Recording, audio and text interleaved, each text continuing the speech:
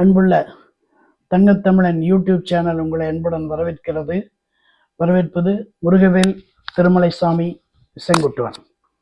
அன்பு நண்பர்களே, இன்றிலிருந்து தங்கத்தமிழன் யூடியூப் சேனல் உங்களுக்கு தொடர்ந்து வரும்.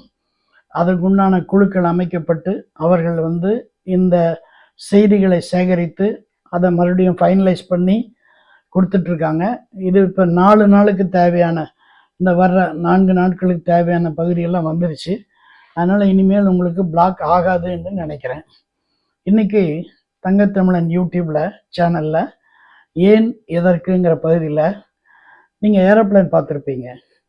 சில சமயத்தில் ஏரோப்ளேனில் விபத்தை பற்றி படிப்பீங்க. அதில் விபத்தில் எப்படி நடந்தது அப்படின்னு சொல்கிறதுக்கு சில பேர் இருக்க மாட்டாங்க. அப்படி யாராவதுக்கு ஒருத்தர் 2 உயிர் பிழைச்சிருந்தா கூட அவங்களால சொல்ல இயலாது. அப்படி இருக்கும்போது இந்த பிளாக் பாக்ஸ்னு ஒரு பாக்ஸ் விமானத்தில் இருக்கும். எல்லா விமானத்தில் இருக்கும். பேசஞ்சர் ஃப்ளைட்டில் இருக்கும், அப்புறம் கமர்ஷியல் ஃப்ளைட்டில் இருக்கும், அப்புறம் இண்டிவிஜுவலாக வச்சுருக்காங்கள அவங்க எல்லா ஃப்ளைட்டில் இருக்கும். அது பிளாக் பாக்ஸ்ன்னு தான் சொல்கிறாங்களே ஒழி, கருப்பு பெட்டின்னு சொல்கிறாங்களே ஒழி, அது கருப்பு பெட்டி அல்ல. அது ஆரஞ்சு அல்லது மஞ்சள் கலந்த கலரில் இருக்கும். அது உள்ளுக்குள்ளே ஃபுல்லாக எலக்ட்ரானிக் சமாச்சாரம், ரிசீவர்ஸு, டயோட்ஸு, டிரான்சிஸ்டர்ஸ் அந்த மாதிரி இருக்கும்.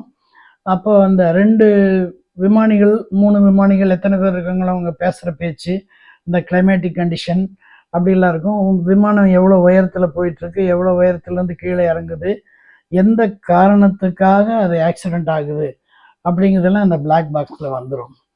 அந்த பிளாக் பாக்ஸ் இப்போ கண்டுபிடிச்சி கிட்டத்தட்ட 30 வருடங்களுக்கு மேலாச்சு. இப்போ அதை ஃபுல்லாக என்ன பண்ணிட்டாங்கன்னா ரீஆர்கனைஸ் பண்ணிட்டாங்க. முதல்ல எல்லாம் சில தவறுகள் அதில் நடந்துட்டு இருந்தன, கண்டுபிடிக்க முடியாமல் இருந்துச்சு. இப்போ அப்படி இல்லை, துல்லியமாக கண்டுபிடிச்சிடாங்க. எத்தனை ஹைட்டில் போச்சு, எப்படி கீழே விழுந்துச்சு, எதுக்கால பனிப்படலத்தினால ஆக்சிடெண்ட் ஆச்சா, தெரியாமல் ஆக்சிடெண்ட் ஆச்சா, பறவை முட்டிச்சா, அல்லது எவ்வளோ உயரத்துலேருந்து கீழே விழுந்தது அப்படிங்கிறதெல்லாம். அப்புறம் என்னென்ன கடைசி நேரத்தில் அவங்க என்னென்ன பேசுனாங்க, அந்த விமானிகள்லாம் என்ன பேசுனாங்க, ஏர் ஹோஸ்டஸ் எல்லாம் பக்கத்தில் இந்த க்ரூ கேபினில் இருப்பாங்க, அவங்க என்னென்னலாம் பேசுனாங்கிறதெல்லாம் ஃபுல்லாக வந்துடும்.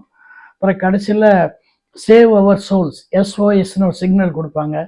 அந்த சிக்னல் கொடுக்கும்போது என்ன நடக்கும், அந்த சிக்னல் எப்படி கொடுக்கறது, அந்த சிக்னல் எப்படி கன்வர்ஷன் ஆகி நமக்கு அந்த பெட்டியில் மெசேஜ் ஆகி சேமிக்கப்படுகிறது அப்படிங்கிறது வரைக்கும் எல்லாம் வந்துருச்சு. அதனால் பிளாக் பாக்ஸுங்கிறது ஒரு அரிய வகை கண்டுபிடிப்பு.